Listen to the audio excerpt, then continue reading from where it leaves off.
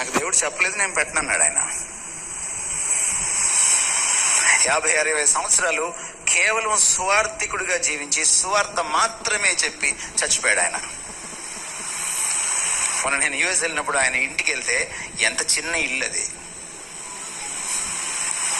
నిన్నగాక మొన్న రాలేదు మన సేవకులు, BMW తిరుగుతున్నారు,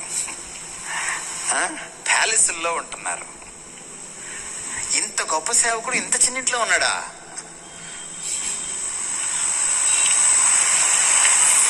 ఆయన లివింగ్ రూమ్ లో మనం 2 అడుగులు వేస్తే వంటగది వస్తుంది. ఈరోజు మీరు ప్రపంచంలో ఏ సిటీకైనా వెళ్ళండి, ప్రపంచంలో ఏ సిటీకైనా వెళ్ళండి, అక్కడ బిల్లీ గ్రహం పరిచర్య ద్వారా మారు మనసు పొందిన ఒక్క వ్యక్తి అయినా మీకు దొరుకుతాడు. ఇది సేవ.